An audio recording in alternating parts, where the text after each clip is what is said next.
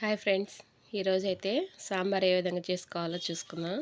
150 గ్రాముల కందిపప్పు కడిగి పెట్టుకున్నాను. పెద్ద లెమన్ సైజ్ అంత చింతపండు కూడా కడిగి నానబెట్టుకోవాలి. ఫస్ట్ అయితే కుక్కర్లో పప్పు కడిగి పెట్టుకున్నాం కదా, ఆయిల్ వేసుకొని పొయ్యి మీద పెట్టుకోవాలి.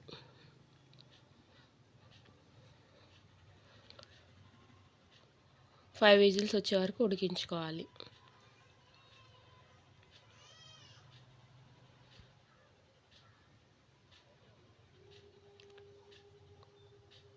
సాంబార్కి కావాల్సినవి చూడండి ఫ్రెండ్స్, ఏమేమి కావాలో: వంకాయ, టమోటా, ఒక దోసకాయ, 2 దుంపలు, 4 పచ్చిమిర్చి, దొండకాయలు ఒక 5, 2 బెండకాయలు, ములక్కాయ ఒకటి, చిన్న సైజు ఉల్లిపాయలు ఇవి కట్ చేయకుండా ఆవాజన వేసుకుంటాను. చూడండి ఫ్రెండ్స్, కరివేపాకు, పోపు దినుసులు, ఆయిల్ 2 గంటలు, కల్లుప్పు.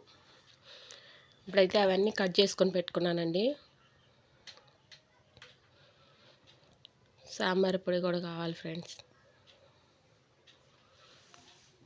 వంకాయ ముక్కలు అయితే ఉప్పు వేసిన నీళ్ళల్లో వేసుకున్నాను. ఇప్పుడు పొయ్యి మీద ఒక గిన్నె పెట్టుకొని ఆయిల్ వేసుకోవాలి.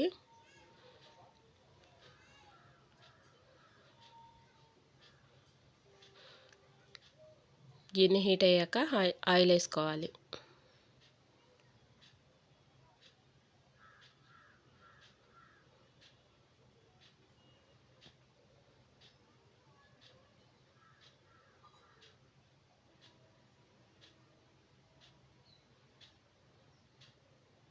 ఆయిల్ అయితే హీట్ అవుతుంది ఫ్రెండ్స్. ఇప్పుడు 2 ఎండుమిర్చి, పోపు దినుసులు, జీలకర్ర కూడా కలిపి వేసేసానండి.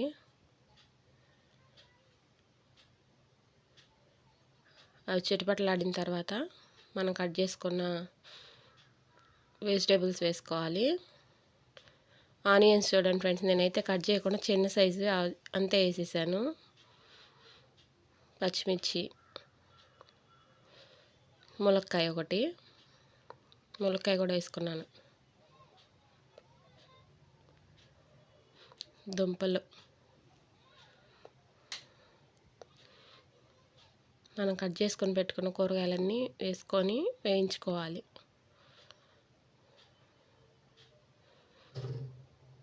కల్లుప్పు వేసి మనం కూరగాయలన్నీ వేయించుకున్నట్లయితే వాటికి ఉప్పు కూడా పట్టి టేస్ట్ ఉంటాయి, తినేటప్పుడు బాగుంటాయండి.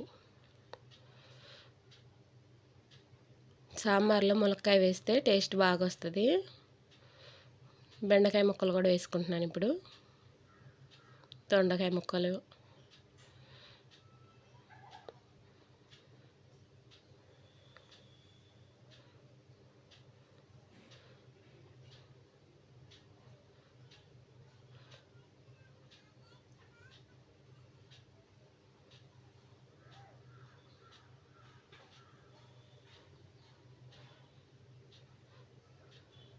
దోసకాయలు వేసుకున్నాను.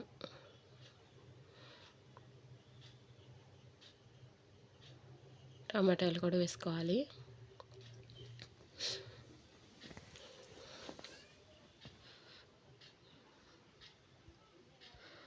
ఇప్పుడు కల్లుప్పు వేసాను చూడండి ఫ్రెండ్స్.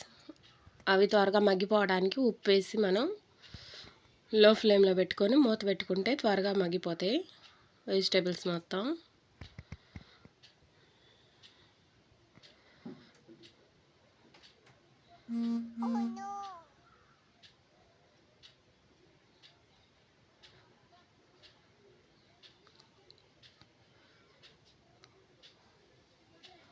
పప్పు రుబ్బుకుందాం. ఇప్పుడు కల్లుప్పు కొంచెం వేసి పప్పులో సరిపోయే వరకు వేయండి. పప్పు రుబ్బుకుంటున్నాను ఫ్రెండ్స్. ఇప్పుడు అవి కూరగాయలు మగ్గేలోపు మనం పప్పు రుబ్బుకొని పులుసు కలుపుకుందాం. పప్పు అయితే మెత్తగా రుబ్బుకోవాలి ఫ్రెండ్స్, పప్పు గుత్తితో.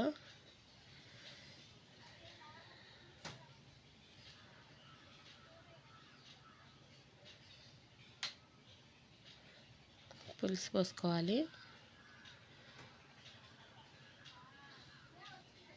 నేనైతే ఫ్రెండ్స్ మరీ పలచగా లేదు, చిక్కగా కాదు, మీడియంగా కలుపుకుంటున్నాను వాటర్.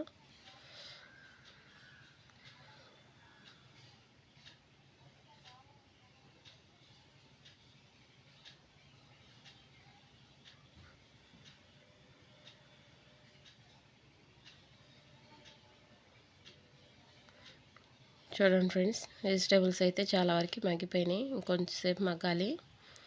వంకాయ కూడా వేసుకుంటున్నాను ఇప్పుడు. ముందే వేస్తే మెత్తగా నలిగిపోతాయని వంకాయ తర్వాత వేసుకున్నాను ఫ్రెండ్స్. చూడండి,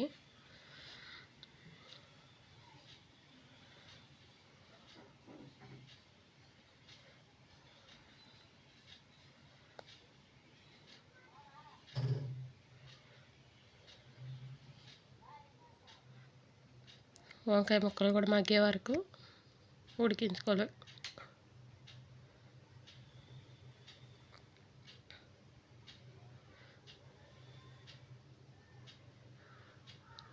మొత్తం ఒకసారి మిక్స్ చేసుకొని మూత పెట్టుకొని మళ్ళీ వంకాయలు కూడా ఉడికే వరకు ఉడికించుకోవాలి ఫ్రెండ్స్. ఇప్పుడు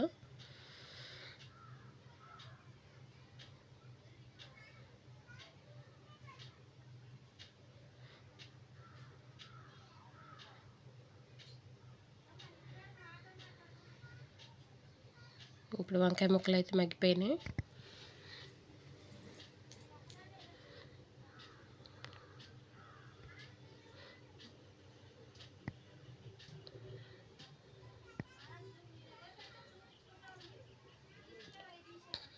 చిన్నులపాయలు అయితే దంచి వేసుకుంటున్నాను ఫ్రెండ్స్. పోపులో చిన్నులపాయలు ఏ విధంగా మెత్తగా దంచి వేసుకుంటే మంచి స్మెల్ వస్తుంది ఫ్రెండ్స్. పప్పులోకి బాగా టేస్ట్ ఉంటుంది. చిన్నులపాయలు కూడా 4-5 పాయలు దంచుకున్నాను నేను. ఇవి ఇప్పుడు తాలింపులో వేసి వేయించుకుంటాను. చూడండి ఫ్రెండ్స్, వేసేసాను. అవి కూడా ఒకసారి కలుపుకోవాలి, తాలింపులో వేయించుకోవాలి.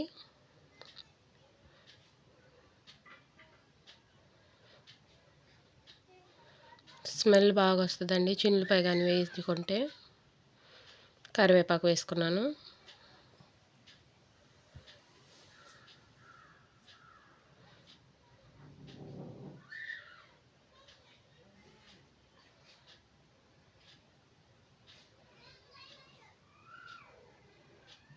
పసుపు, 1 స్పూన్ కారం వేసుకున్నాను ఫ్రెండ్స్. 1/2 స్పూన్ పసుపు, 1 స్పూన్ కారం వేసుకున్నాను. మనం కారం వేసాం కదా, కారం కొంచెం స్మెల్ పోయే వరకు వేయించుకోవాలి. ఒక 5 నిమిషాలు వేయించుకొని మనం ముందు ప్రిపేర్ చేసుకున్న పులుసు కలిపి పెట్టుకున్నాం కదా, అవి కూడా పోసి తెరలే వరకు పెట్టుకోవాలి.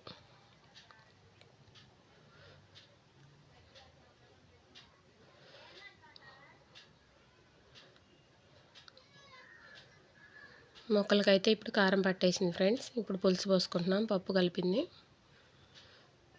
మొత్తం మిక్స్ చేసుకుని ఒకసారి పోసేసుకోవాలి.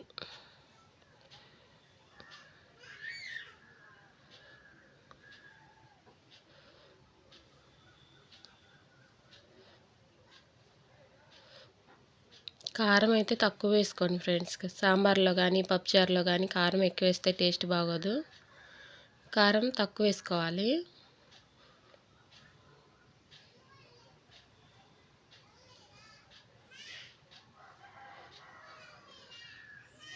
సరిపడిన వాటర్ వేసుకొని కలుపుకోవాలి.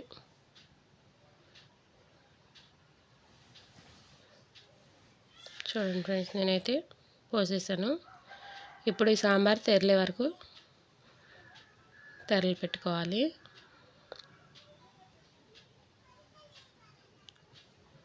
మూత పెట్టుకొని తెరలే వరకు ఉడికించుకోవాలి. ఇప్పుడైతే సాంబార్ తెరలిపోతుంది. చూడండి ఫ్రెండ్స్, సాంబార్ పొడి వేసుకుందాం.